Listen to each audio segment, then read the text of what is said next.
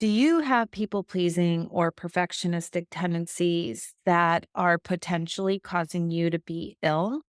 Are you at a job where you feel as if you can't speak up, you don't assert yourself, or even it's your own business or in your relationships where you're putting the needs of others ahead of yourself?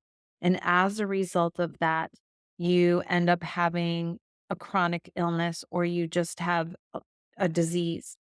This is the case for me. I have a autoimmune disease called Sjogren syndrome, and I personally believe that because of the people-pleasing tendencies that I had many years ago and was not able to take care of myself or put myself first, that my body responded with being sick. To hear more on this topic, join Katie Sutton and I, my guest, for a conversation on how people pleasing and or perfectionistic tendencies can actually contribute to your body becoming sick. Welcome, everybody, to another episode of Masks Off for People Pleasers and Perfectionists. I'm Kim Gross, and today I have Katie Sutton with me, and we are going to have so many different things to talk about. Cannot wait to jump into the conversation. But before I do, I'm going to start with the quote that Katie offered and then let her introduce herself in her words. So the quote is, "You gotta feel it to heal it." And we just talked about that a couple minutes ago. We're going to dive into that in a little bit. But first, welcome, Katie.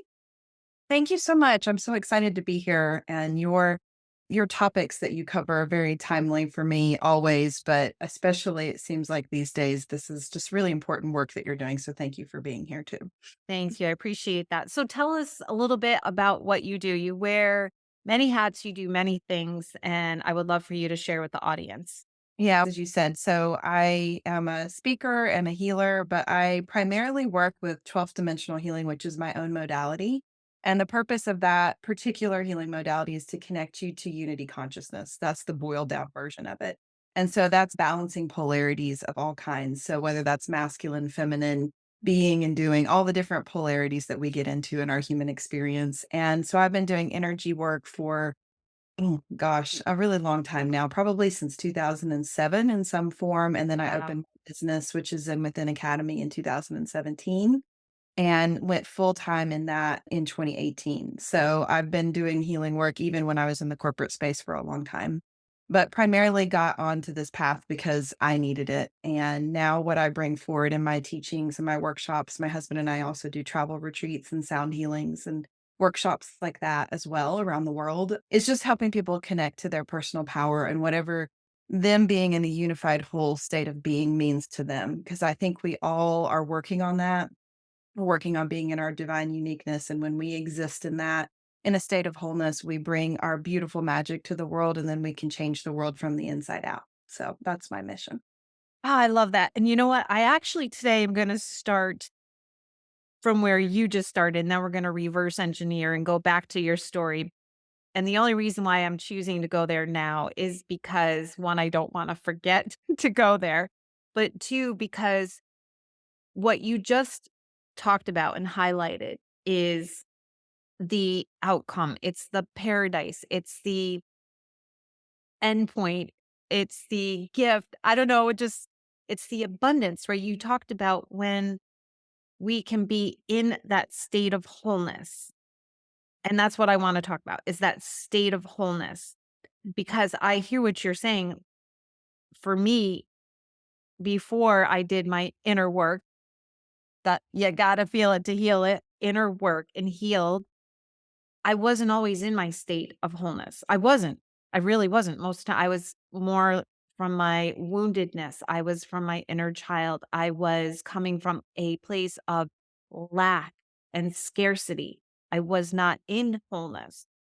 So, what I really want the listeners to start out by hearing is when one is in that state of wholeness, what are some of the things in your experience that a person can feel? What does their life look like? What are they experiencing like on a daily basis? How are their relationships different? And then, particularly from the lens of if they are a recovering people pleaser perfectionist. Can you speak to that a little bit? And then we'll go into your story. Sure. Yeah. And I like the word wholeness because I think sometimes on our spiritual journey, we try to go to a place of perfection. And that's not where we want to go, which is No. the whole topic of what you talk about all the time. And so, wholeness to me speaks of allowing all of the parts that we have of ourselves, whether those are parts that we love that we want to shout from the rooftops about, or the parts that maybe we're still working on embodying more fullness in, or maybe we're trying to heal certain traumas and things, that we can exist in a state of wholeness even while we're in a healing journey. And it's really being in that place of acceptance of all of the parts of ourselves. And when we can cultivate that level of acceptance and self love, then we can activate into the possibility of being in greater relationship with people through that lens of love as well. And so a lot of what I work with people on are places where they're in a state of inner rejection. There's something about themselves that they're rejecting. And then that rejection ultimately shows up in how they're being treated in relationships, how they're being treated at their job, what they're experiencing in their bank account, the level of fulfillment that they might be experiencing in any part of their life. And so when we do the inner work to bring those parts forward that need love and to work with them and honor them and validate them, we create a sense of connection and wholeness with those aspects, and then that bleeds out into our life. And so, to your point, that might mean that their relationships might still have challenges, but they're more fulfilling and there's better communication. There's better discourse in those moments of conflict, right? And we're able to work through and grow in our relationships rather than stay in a stuck looping pattern.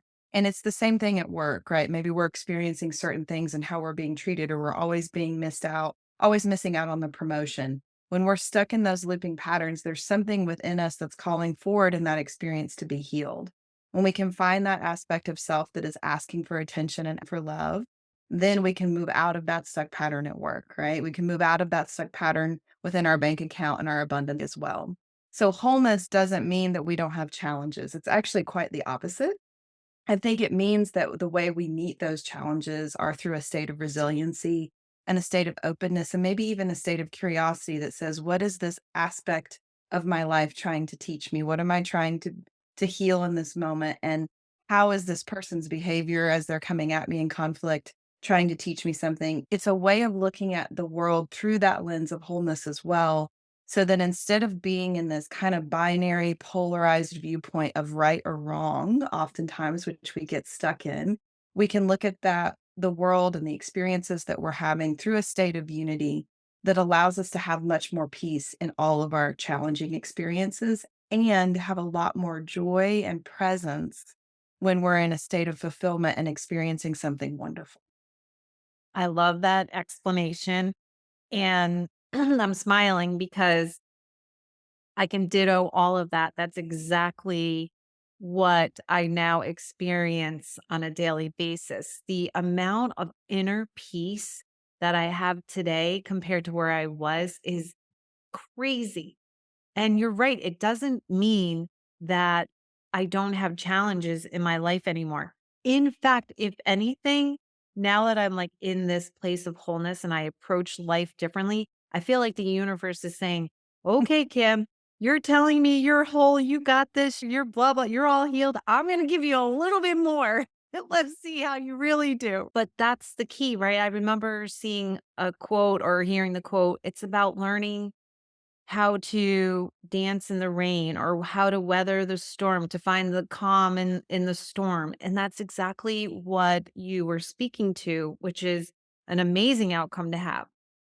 So now going back to what you said about accepting all the different parts. Okay, so I talk about this in my book that's coming out in just 6 weeks, which I'm super excited about, October 15th. And it's a part of my 5 step power pathway. And there's still a particular part of me that I have a hard time bringing into wholeness. It's still this part that I cut off from. And what I describe in the book is that it's about my body image. Mm. And it's because I had a very difficult puberty story, a defining moment where puberty was really tough for me in terms of being ostracized, ridiculed, looking different, feeling unworthy, unlovable, and that I didn't matter. That was the imprint that my puberty story at the age of 11 had on me. And I've been in this cycle of restrict, binge, lose weight, gain weight for the last 30, 40 years. So accepting my body fully and wholly has been a challenge for me. I've come a long way. I don't go into the restrict like I used to, but I still don't fully love or embody or embrace all those parts of my body parts. And I'm wondering what your thoughts are on this because as I shared with you, I do have an autoimmune disease and I still while I've healed a lot of those symptoms with the autoimmune disease, I haven't healed it all. Mhm. So I have a theory that because I don't fully embody my body, that my autoimmune disease is saying to me, okay, so I'm going to make you pay attention here a little more. Any thoughts on that? Oh, yeah, that's a beautiful um, thing for you to share. Thank you for sharing that. And what I witness when I work with people on self-image, because it comes up quite a lot in my healing sessions, with men and women, is that there's an imbalance within the solar plexus and the sacral chakra, and we get stuck in these loops of self-judgment and comparison. And so there's a looking outside versus a looking inside when it comes to body image, right? We're comparing ourselves to an ideal or something that we see another body experiencing. And we say, okay, I am less than, or I am not good enough because I don't look like this. And so right away, we see that there's a disembodied quality to that, right? We're stepping up and out of our body, out of our Mhm. soul, out of our sacral, out of our root, and into the experience of somebody else's body and trying to run that frequency as our truth. So, one of the things that I work on with people when there's a loop like that where we're going outside of our body is okay, what are the experiences that we had as a child that made us step out of our body in order to create safety, right? And those are trauma experiences that create disassociation. And so we go into those moments in their timeline and begin to do some work to heal that pattern. And then I would have them call that energy back home, right? So likely what's happened at that point in your timeline is that there's some level of soul loss that was experienced Mm. when you had that trauma.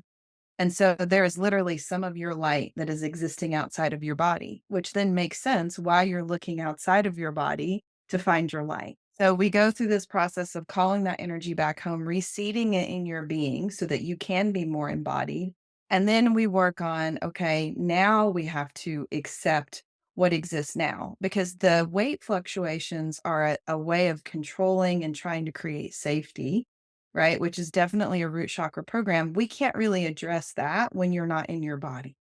And so I would have the person be doing a lot of practices to get them back into their body, whether that is dance or movement, or maybe it's mindful eating practices, different things that are focused on I'm in my body while I am either putting something in it or expressing it.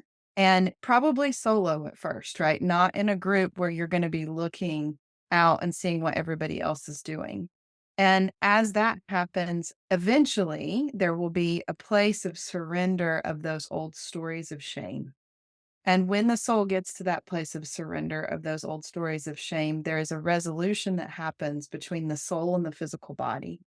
When that resolution takes place, there is a oneness and a unification that begins to happen where the level of embodiment that you're able to experience on a day-to-day basis increase.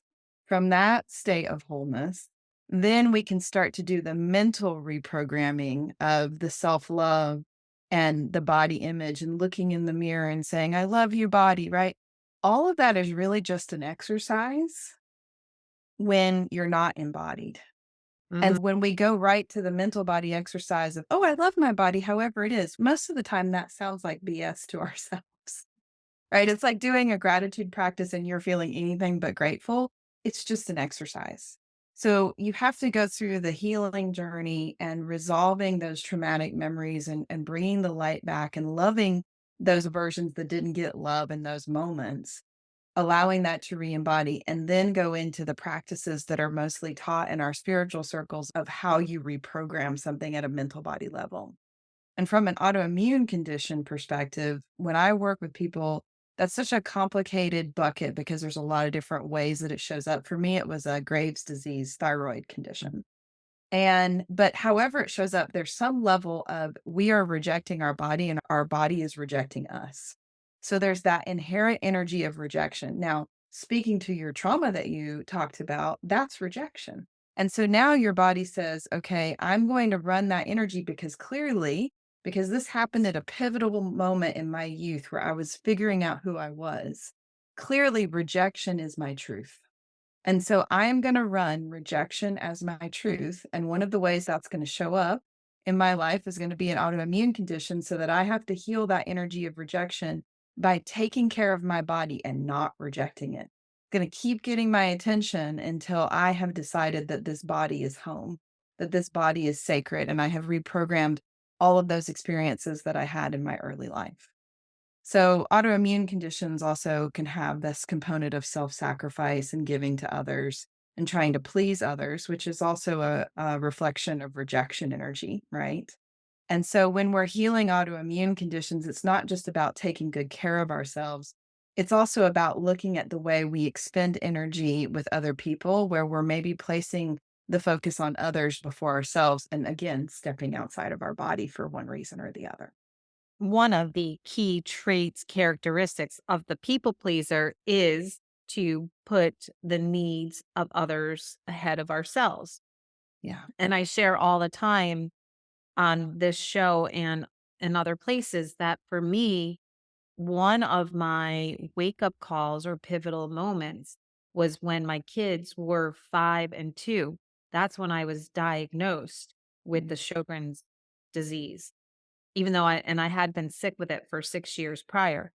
mm, At that time, I was in the throes of people pleasing. That mask was on with glue. Like I just people pleased. And so to put myself first was so hard, but because I was so sick, I really had to start to take a look at those patterns and I had to start doing something differently mhm. because and what motivated me the most then was I wanted to show up for my kids. Again, it was more about them, but at least it got me started Yeah. to think if I don't start to put myself first a little bit, I can't be the mom that they need. It was that proverbial, I had to put my oxygen mask on first before I could assist them. And Yeah. so that's what got it started from there. So now as far as the people pleasing, so yes, so it's there's a sacrifice there, self-sacrifice that contributes to that. How you have a story as well where you worked in corporate America and you felt as if the job or being on the job was making you sick Mhm. and in part because it was so hard to speak up, use your voice, and I'm gonna guess it was hard to put yourself first in that job. Do you wanna speak to that a little bit since we're talking about people pleasing?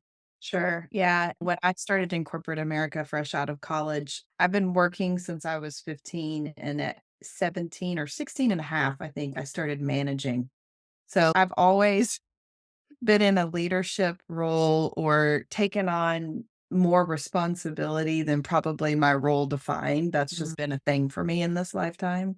And I'm sure probably many lifetimes. And so when I got into the corporate space, I was already primed to be the perfect worker bee that did way more than she was asked and was the rock star and moved up really quickly.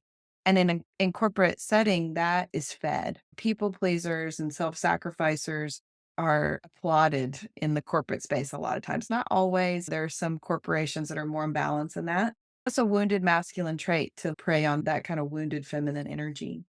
And so I was already set up to be in that. And when I got into project management, I was just really good at it. And there were a lot of people around me who relied on me a lot.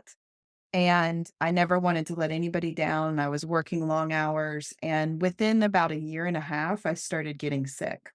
It started very subtly with actually, now that I think about it, it goes all the way back to just having a rash and my liver starting to talk to me through my skin. And then it became migraines. And then I got shingles at 23. And then I went into some chronic fatigue patterns and some adrenal burnout. And then one day, I think I was maybe 24 ish, somewhere in there, I reached up at lunch and just did this to my throat chakra. I was probably unconsciously doing some energy healing work on myself because I wasn't into that fully at that time. And I realized that my thyroid was really swollen Mm. and I had a goiter. And I went to the doctor and I was worried that it was cancer and all the things that you go through. And they said, no, you have a thyroid condition, you have Graves' disease. My mom got pregnant with me when she had Graves' disease and she was on a medication, and they tell you not to get pregnant when you take that medication because it creates birth defects. And so there's a history within my mother line of this particular thyroid condition coming up at pivotal moments of responsibility. Mm. And so there's a mother line pattern there that I'm clearing as well. But in that moment, there was a realization of, oh my gosh, I have to stop and actually take care of my body and pay attention to my body and get present in my body and go back to things that I had done as a kid because I was into spirituality as a kid, yoga, meditation, crystal healing, all kinds of different things. I had to go back and pick those things back up and start to create some balance for myself. So I got too single threaded in this very masculine corporate environment. And in doing that, it was a winding road. None of the medications they gave me worked. They all made me break out in hives. I got into acupuncture and energy healing. I started at Boulder Psychic Institute to learn how to clear energy on myself. Studied there for 3 years and really intense inner work. And slowly but surely, I pulled out of all of those conditions and am still working on embodying in my immune system in the way that I would like, but pulled out of all of those chronic things and came more into a healed state of being in my body. And in the last couple of years, it's been very much about, okay, I can be in my body and I can work on my body, but can I enjoy being in my body? Can I be healthy Mm. my body? Can I be excited in my body? Can I dance in my body? All these things that when I was chronically ill were not possible because it was just about work and just about doing all the things externally to me. So even still, there is more of my consciousness coming into my physical experience every single day. All the work that I do on some level comes back to embodiment because I can't forget about this vessel. Otherwise, it will get my attention and I'll have some more work to do. So I love what you're saying. And for someone that is listening right now, and that person is saying, yes, oh my God, that's exactly how I feel. That's so similar to my story. My job is making me sick. My relationship is making me sick. Being a mom is making me sick, whatever the case is. And they are just overwhelmed, frustrated with feeling so shitty all the time. What would you say to that person in terms of like how to begin or what to do? What are some steps? The first thing I would say is that there's nothing outside of you making you sick. And that was a hard one for me to alchemize too. When I got into my healing path, all I wanted to do was to blame the corporate setting for the reasons and for amplifying all of my people pleasing and taking advantage. And all of that is true. But I had to own that I brought to the table this predisposition because of my childhood trauma and the things that I went through as a kid and the things that I just have experienced as a deeply feeling empath. I had to own that it was choices and things that I had experienced that I then chose to uphold as an adult in the relationships that I chose in work and how I was trying to fill the voids of those trauma experiences. So I had to do some really deep inner work to say, okay, it's all my fault and it's not my fault all at the same time. And that's the duality that exists, right? The polarity that exists when you're trying to do healing work on yourself. You have to simultaneously, unconditionally love and forgive yourself for continuing to perpetuate a pattern while also holding yourself accountable for continuing to perpetuate a pattern. And so it starts at a deep level with a choice inside that says, I see that these things in my life are exacerbating an inner quality that I carry, maybe a people pleasing quality, or there's a part of me looking for love by always doing for others. I see that these things outside of me are amplifying it. But what is it inside that is the beginning point of that discordant energy? And can I love that part of me that keeps choosing to take care of her kids and take care of her husband and take care of her colleagues before she takes care of herself? If I can love that part of me and I can see that part of me just wants love and just wants to do the right thing and just wants to be seen, and I can accept that shadow aspect of me that's at play in my life that is continuing to amplify these patterns that are making me ill, then, as I start to love that part and I begin to reintegrate it and bring wholeness to it, I can then start to walk out into the world and make a different choice. But oftentimes, what I see is people go right to trying to make the different choice or trying to correct the behavior before they validate the hurt part that is hurting, that is making the choice in the first place. My people pleasing qualities came from existing in relationships with my parents and watching them have issues and me not being able to solve that and feeling responsible for that as a child. That's one of the places that it came from. But until I sat with that inner child and told her that I loved her, even though she couldn't fix what was going on with mom and dad, and it wasn't her responsibility, and I witnessed that part of myself, I couldn't start to heal the autoimmune conditions that I was carrying and some of these chronic things, right? So it always starts with that place of deep self love and acceptance of whatever it is that is creating that tendency of overwhelm in their life, right? And then from that place, they can make the change. Okay, so I love what you're saying. You're speaking to the choir. It is everything that I talk about in my book. It's my story. And I wholeheartedly believe what you're saying or agree with what you're saying. And I feel like when I wrote this book, I started in January and just finished like about a month ago. And it's a memoir. So it tells my story from the time that I was a little girl and how my patterns developed and how they wreaked havoc, and then what I did to heal in order to come on the other side. And a lot of that was embracing my shadow parts. I did a lot of shadow work in order to get there. And so that's why I can speak so clearly about having peace and abundance and joy and just knowing that beyond a shadow of a doubt that I matter, knowing that I no longer need external validation, knowing that I don't have to be perfect, knowing that I am worthy, all of those things that are now possible because I did the healing work.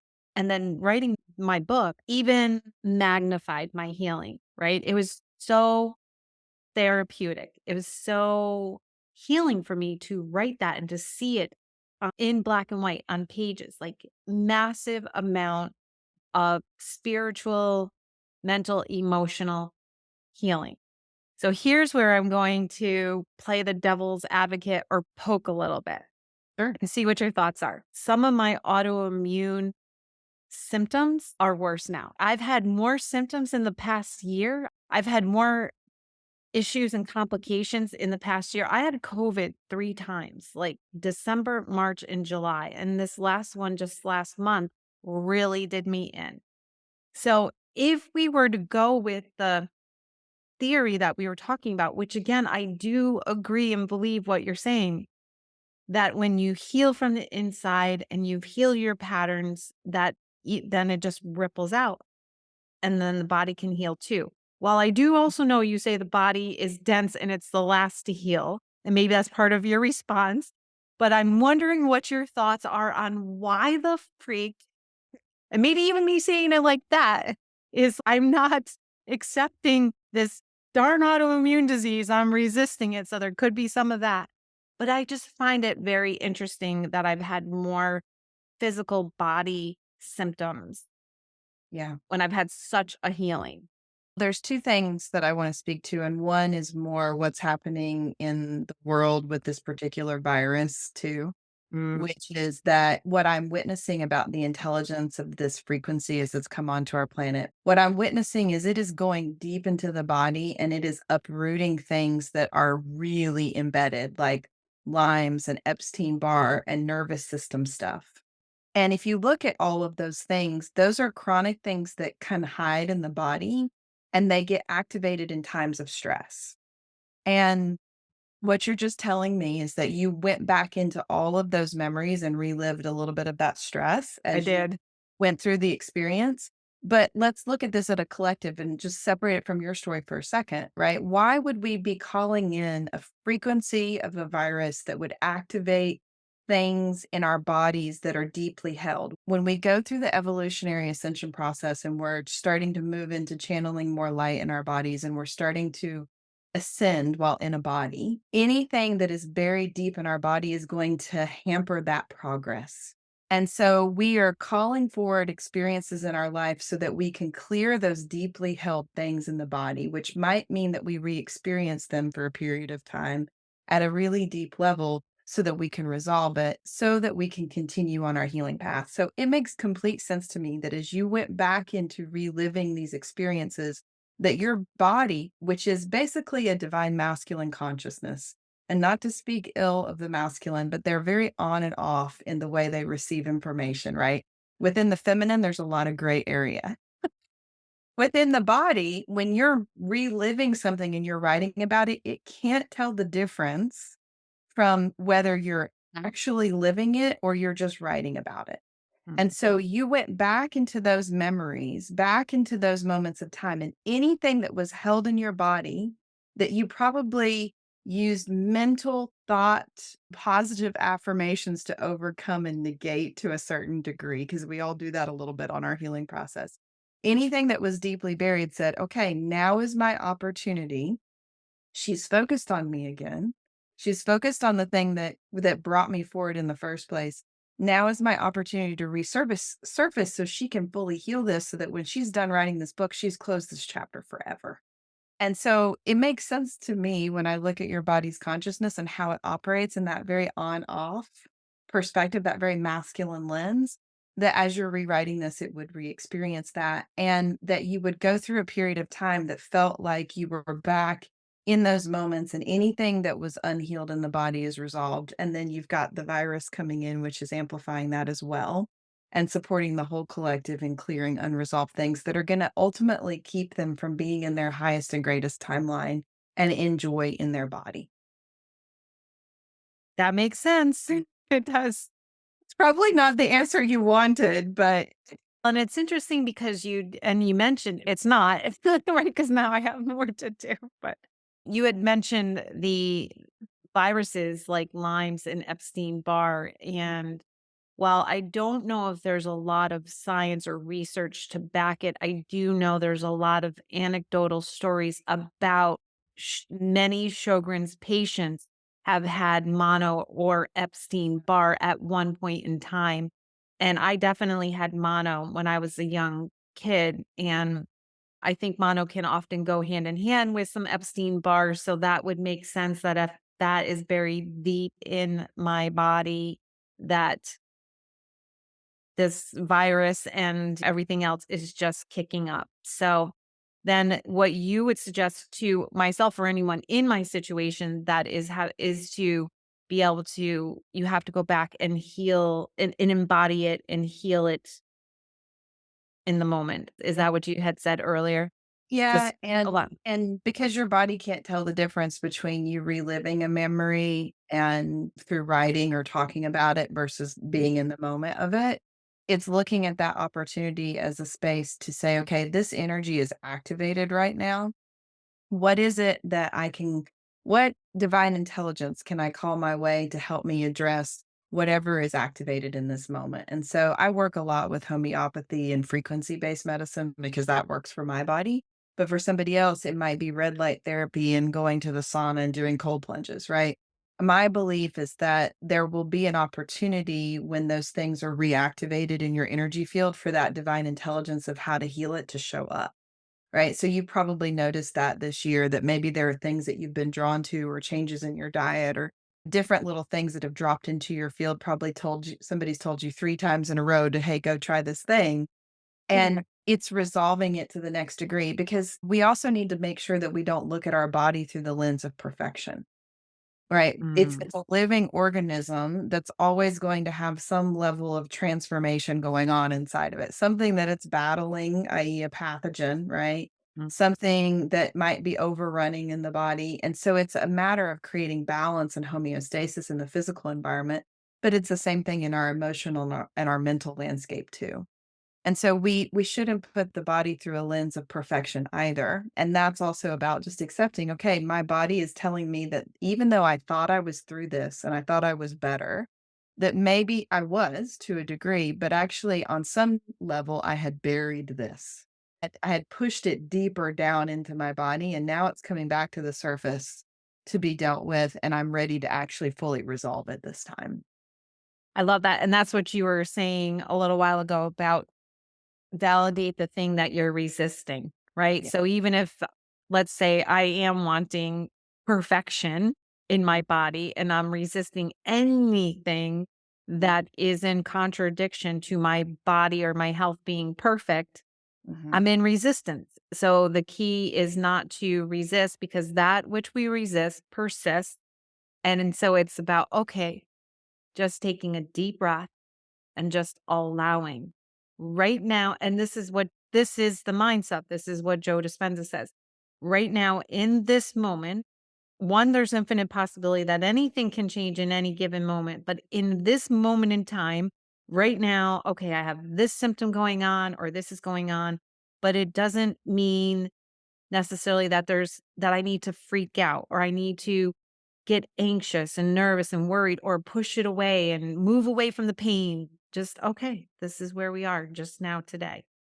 Yeah, and it's the same with emotions too. I have that conversation with people a lot about how do I deal with the fear? How do I deal with the anxiety? How do I deal with the sadness?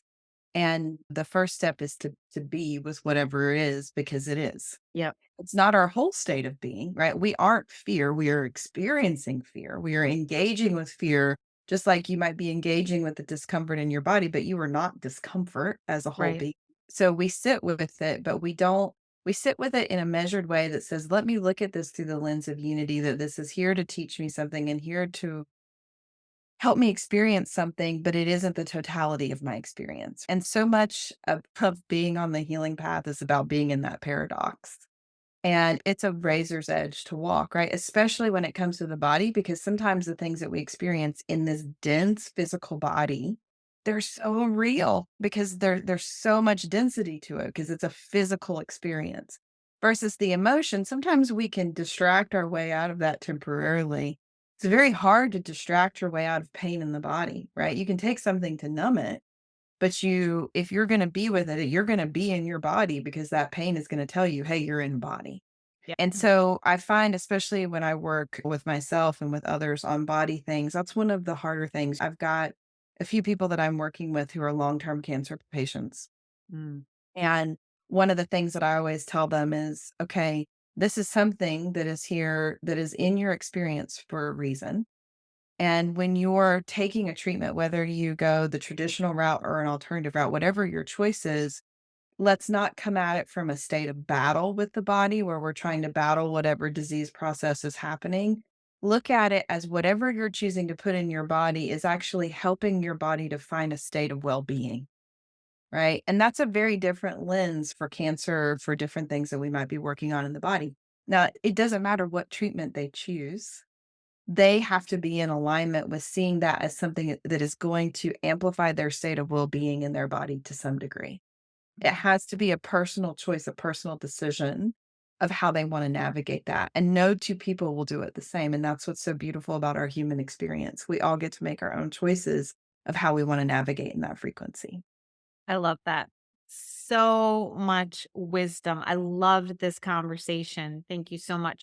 So tell the listeners where they can find you. Sure.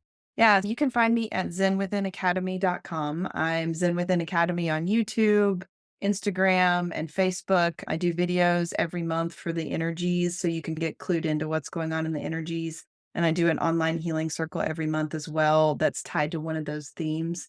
And then I offer one-on-one sessions. I tend to book out several months, but you can get on my wait list and I offer classes and I'm also in process of writing a book and doing some oracle cards. So there's some things that'll be coming out in the near future for me as well. Awesome. I love that. Oh my goodness. Again, Katie, thank you so much for just sharing your experience and your wisdom. I personally found this to be so valuable. So thank you so much for being here today. Yeah, thank you so much for having me.